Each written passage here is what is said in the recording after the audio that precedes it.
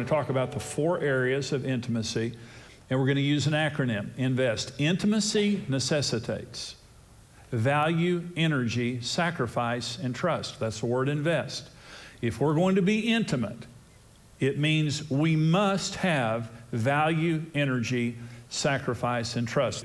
Let's begin with mental intimacy, and we're just going to apply our acronym here. So mental intimacy, the ability to share thoughts on a deep level and to successfully find a point of agreement on essential issues. Now think about the importance of that related to marriage. The ability really to share any thought. Remember, intimacy means inner closeness, unhindered access. That I have access to your thoughts. There's nothing that you're keeping from me, and there's nothing toxic in our relationship that we can't share. Okay, mental intimacy. Number 1, we're talking about intimacy necessitates value. I value your thoughts. Your thoughts are important to me. Well, I counseled a guy, you know, I was doing a seminar someplace, and this guy came and talked to me, and he was just as dumb as I was when I got married. You know, he reminded me of me. And he had the worst marriage, and he said, my wife's goofy. She's just goofy. And he says, every time she says something, I just tell her, you're goofy. And he said, so he's talking, you know, he had 3 boys, and in front of his boys, he said it. Then his boys started saying it to her. And every time she would say something, the boys would say, Mom, you're goofy, you're goofy. And then at the end, so he's sharing about his marriage and how goofy his wife was. And then he says, and we have terrible sex. Now, what do you think that she needs to do to make that right? And I said, you're the problem. And he said, what? I said, let me just tell you something right now. I said, every time your wife shares something with you, I said, first of all, you have you and 3 boys in the house.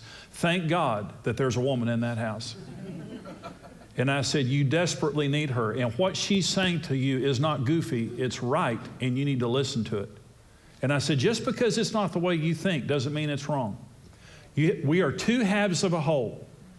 Man has a man brain, woman has a woman brain. Together they make a God brain. But you can't have it if you don't respect each other. When you devalue and reject the thoughts of your spouse, intimacy is out the window. And I said, I want you to go home, and I want you to get in bed with your wife tonight, and I want you to apologize to her. He said, what? And I said, you are wrong. You should never again tell her she's goofy. Every time she talks, you should say, wow, that's the smartest thing I've ever heard in my life. I don't understand it. I'm going to have to meditate on it a while, but it's awesome. And you tell your boys that you've been wrong and never to say that to your wife again. Well, so the next day at the seminar, he came, big old smile on his face. He said, well, we were up till 3 in the morning. And I said, talking or having sex? He said, both. Because he got in bed and said to her, I am so sorry. I had no idea what I was saying to you was doing what it was doing. But Jimmy Evans told me that I was wrong. I want you to know that I'm sorry, and never again will I call you goofy. She bawled her eyes out. And then they were intimate. They now counsel people in marriage. They are the most awesome. I'm so proud of them because, you know, he just took it on the chin. He just said, okay, I'm wrong. He went, he repented. They have helped so many people in their marriages. But think about your spouse is sharing something with you, your eye contact, countenance. You know, somebody can be sharing something with you, don't say anything wrong, it's like, and you just, or you know, you're just not tuned in, and you know, you know that they're not listening to you. Well, if you don't value what I'm saying, we're not going to have a successful conversation. And what it means is, because I know you don't value what I'm saying, I don't want to share anything with you. So my spouse won't share with me. What happens when they share? Okay, here's the second. Energy. I will work hard to listen and understand what you're saying. I'm going to have to, because you're different than me, and because you come from a different perspective, I'm not just going to be able to hear simply and understand it because you're a different person.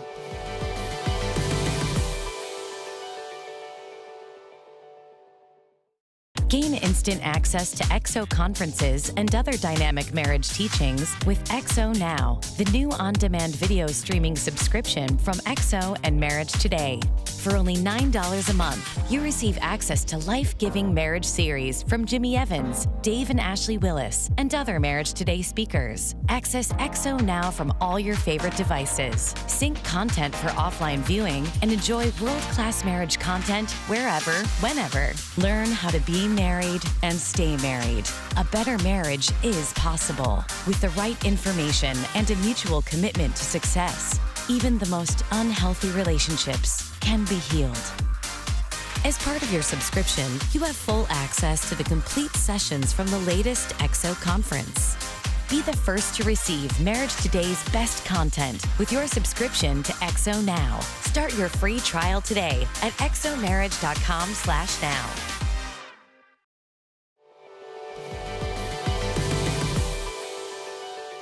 There are 4 money languages. Kenneth Doyle, a financial psychologist, University of Minnesota, he discovered that we have different money languages. We see money differently.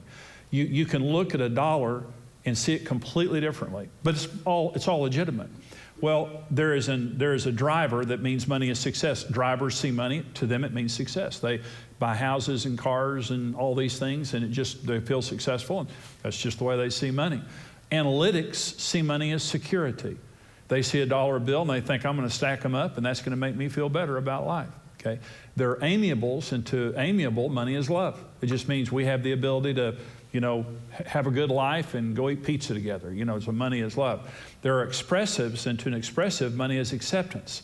I can buy the right clothes. I can join the right clubs. I can get into the right social groups, because to them, money means relationships. So there's drivers, there's analytics, there's amiables, and there's expressives. Karen is an analytic, and I'm an amiable. Okay, so we couldn't talk about money when we first got married. I mean, this was a toxic issue in our relationship that we could not talk about, because Karen wanted to save everything, and I wanted to spend it. It was just a tug of war in our relationship. And she called me a spendthrift, and I called her a tightwad. And we just couldn't talk about it. I mean, it made me so mad when she called me a spendthrift. And I told Karen, I said, you're the type of person, you're going to die one day with all the money in the mattress and no one will like you. And she said, well, at least I'll have a mattress. I mean, So now here's what we know today. We make great decisions together. We make great decisions. Because when we're talking about money, I'm working to understand the way her mind thinks, and Karen conserves. That's just the way that she thinks. The way I think is, I want to conserve also. I like paying cash. I like saving money. I think that's the smart thing to do. But I also like to enjoy our lives. Okay. So here's the point. You are probably different in your money languages. You're better if you're different. Because if you're the same, you have the same weakness. See, if you're both amiables, you probably have a lot of fun, but you don't have much money. If you're analytics, you have a lot of money, you just don't have much fun. So if you're different than one another, it just means you have a balance to one another. Like Karen and me, we make great financial decisions together. And because we respect that and we work hard to understand each other, it makes a big difference. Another thing is this: all your major needs are different. All the major needs: men need honor, sex, friendship with their wives, and domestic support. Women need security, soft, non-sexual affection, open and honest communication, and leadership from their husbands. We're completely different. So understand, when your spouse is talking to you, if you don't work, if you don't apply yourself, first of all, I value what you're saying. What you're saying is important, and I value you. I know you're very different than me, but I'm not going to roll my eyes. I'm not going to fall asleep. I'm not going to do anything like that. I value what you say, and I'm going to work hard to listen and to understand it. And if I don't understand it, we're going to talk until I do understand it, but I'm going to work. Number 3 is sacrifice. I'm going to sacrifice my need to be right and to be judgmental. When your spouse is sharing with you, you need to understand, it's the old saying, you can either be right or be happy. For some people, they just always have to be right. And they're very judgmental. They very quick with their mouth. This is me. is very quick, I've never been at a loss for words, and it's not a good thing. I'm just telling you right now. I wish I'd have been at a loss for words many times. But I know what I'm going to say, and what I have to do is restrain that, and sometimes just walk away when it's no big deal and just say, you know, I'm going to be wrong and be happy. I'm just not going to say anything. I'm not going to judge what they say. You don't have to be right. Sometimes you compromise. Sometimes you just go on with your life knowing that maybe, you know, you're right, they're wrong, but you're not going to say anything. Number 4, trust. I'm going to create a consistent, caring atmosphere in my life where you are free to share any thought. Now listen, I'm your safe place. When something really fantastic happens in your life, or something really terrible happens in your life, you're always going to tell the safest person first. Right? When you're going through something really good or really bad, you're going to talk to the safest person. In our marriage, I was not the safest person. Karen never shared anything with me for the first several years of our marriage because I was an idiot and didn't care, wasn't tuned in, very judgmental, had to be right. And finally, you know, after years of, you know, our marriage being bad, and then I changed and I repented and hung up my golf clubs and began to take care of Karen and to meet her needs and to say I was wrong. And the issue about being naked is it means purity. You can only have intimacy in an atmosphere of purity where you take responsibility for your mistakes and your spouse feels safe. So years later, when I had changed, Karen started sharing things with me, and I said one time to her, how long have you been thinking that? She said, well, for years. And I said, why didn't you tell me before? She said, Jimmy, I didn't trust you. She said, you're just now to a place where I can say something and I can trust you with it.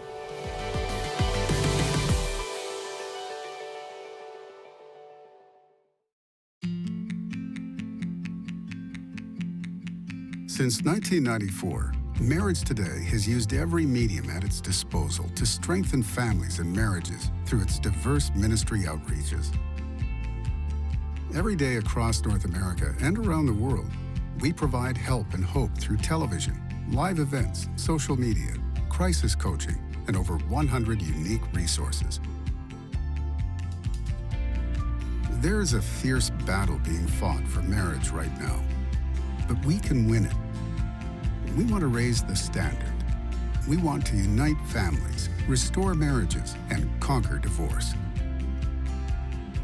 At Marriage Today, we believe every marriage has a 100% chance of success if you do it God's way.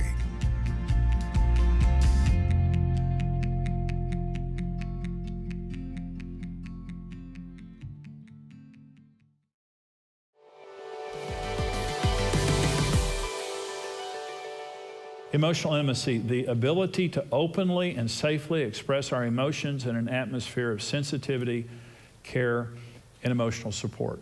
Okay, it's the same thing, now it's just on an emotional level. We're talking about feelings. Okay, here are the 5 main reasons couples fight. Okay, when it comes down to the reasons that we fight, here they are. Number 1 is work stress. That's interesting. Number 1 reason for fighting is I'm stressed out, I'm tired, I'm stressed out, I've been working, both of us been working. Okay. Number 2, money. Number 3 is children. It's the 3rd reason that couples fight. Number 4 is sex, sexual tension, sexual frustration. Number 5 is housework.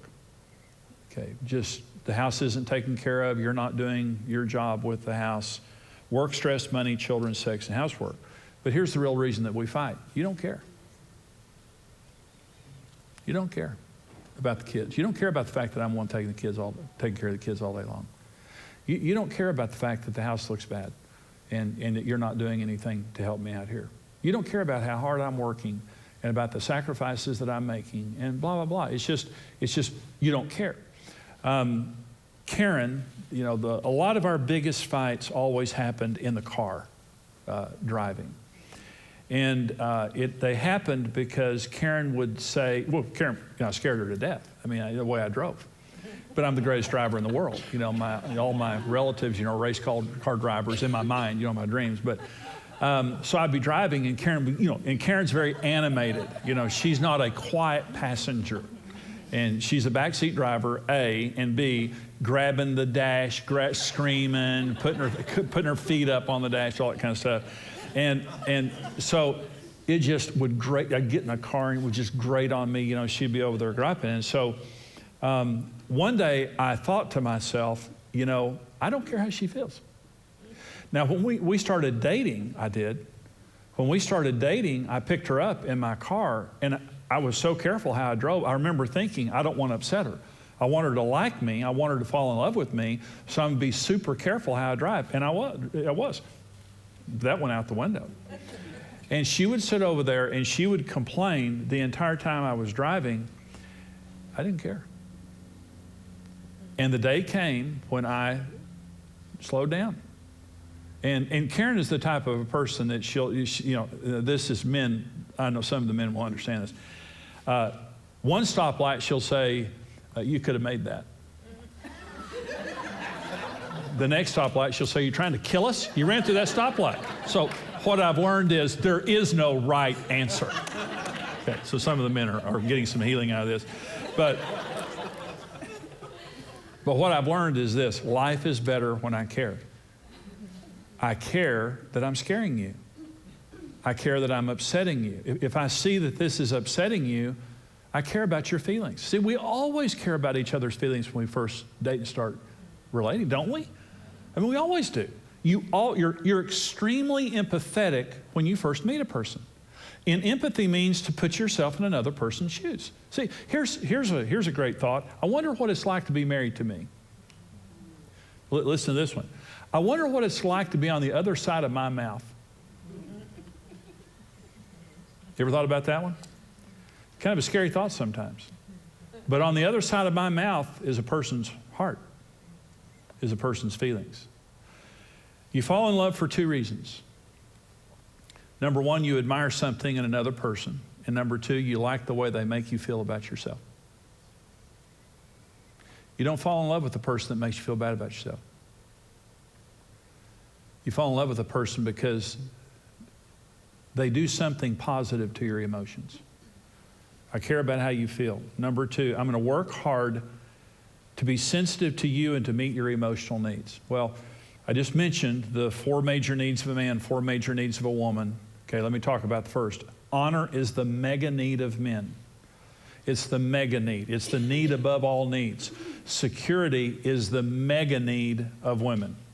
When you're meeting our primary need, when a man feels honored and a woman feels secure, you're half the way there of meeting their emotional needs.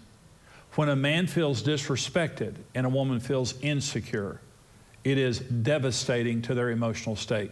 It puts them literally into a state of hostility. When a woman feels insecure, she's having to take care of herself. She's afraid, not because she's not a woman of God, but she's vigilant. She's having to take care of the issues that she shouldn't have to be taken care of. Nothing makes a woman feel as insecure as a selfless, detached man. Nothing makes a woman feel more secure than a selfless, sacrificial man. We hear through our deepest needs. Literally, we hear. So everything a man says to a woman has to be encrypted with the language of security. When you're speaking to a woman, regardless of what the conversation's about, here's what she wants to hear. I'm yours first, and to my hurt, I'll take care of you. Work is second.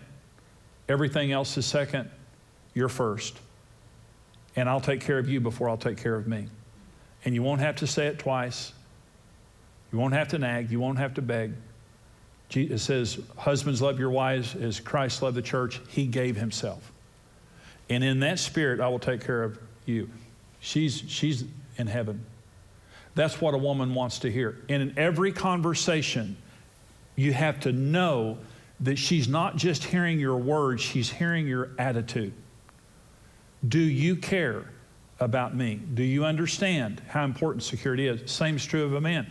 When a woman is speaking to a man, regardless of what the conversation is, if you're going to meet his emotional needs and be his best friend, he's got to hear in your voice, I believe in you.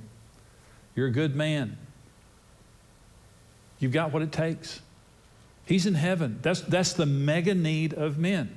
emotionally. Number 3, I will sacrifice, this is sacrifice, I'll sacrifice the need for you to feel the way I do for your needs to be valid or for me to meet your needs. See, Karen and I just have different emotions most of the time.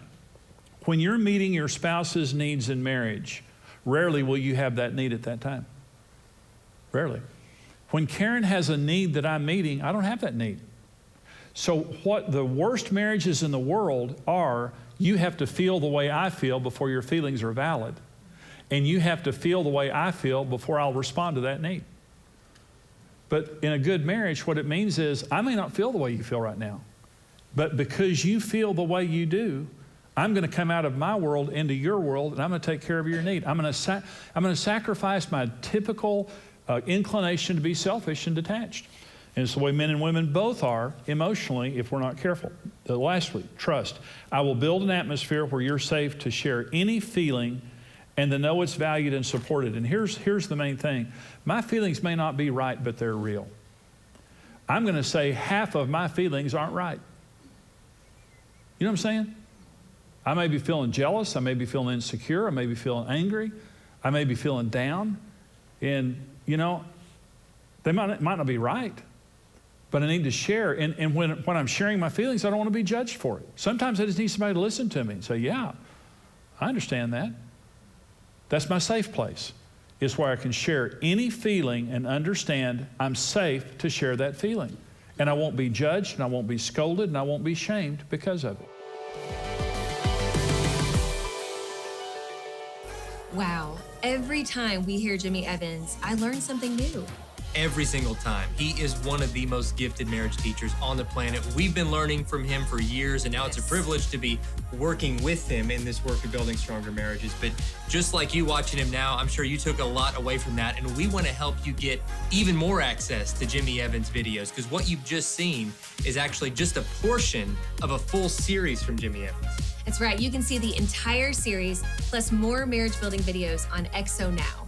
You can learn from the best experts, including, of course, Jimmy Evans, and get unlimited access for only $9 a month. This is the best way to get immediate marriage help and encouragement from the full Marriage Today video library. Yeah, and of course, all of our content is also included, along with brand new exclusive marriage building content you can't get anywhere else. So don't miss out on the best marriage videos that are out there. Subscribe now at xonow.tv.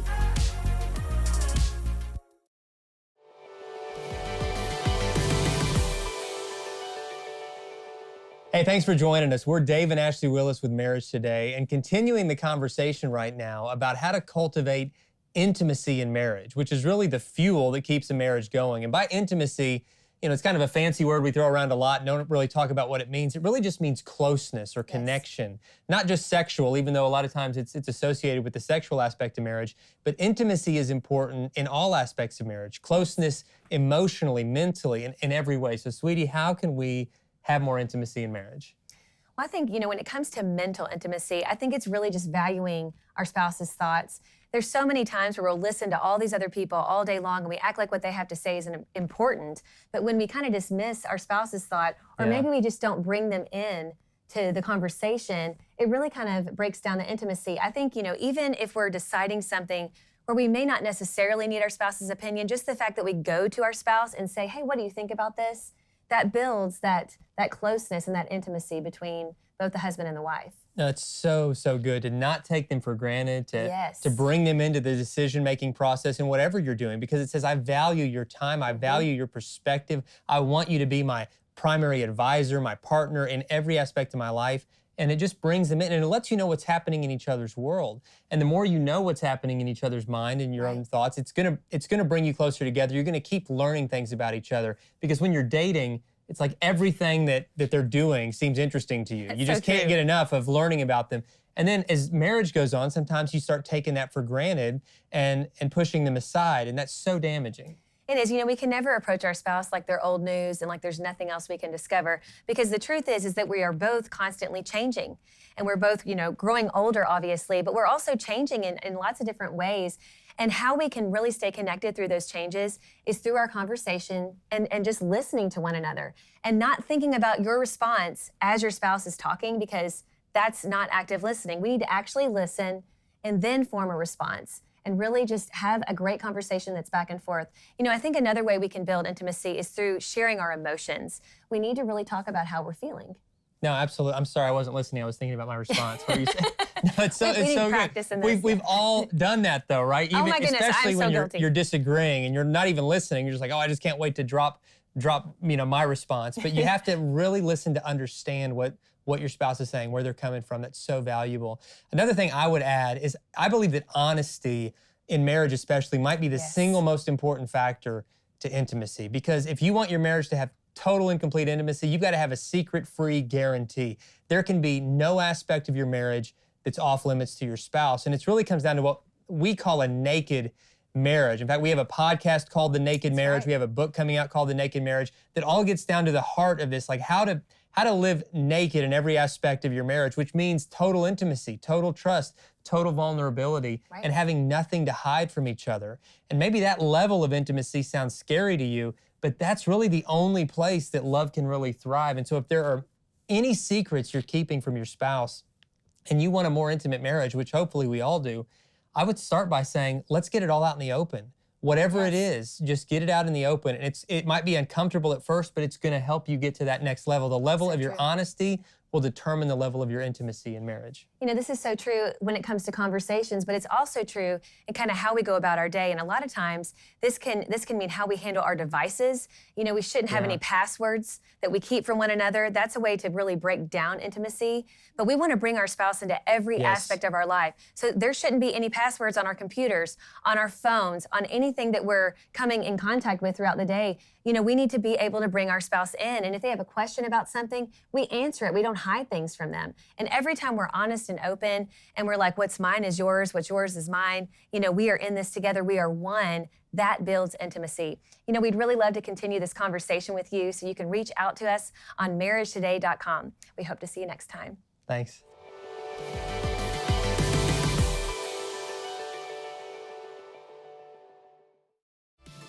We hope you were encouraged by today's program. This program is made possible by the generous support of our faithful partners.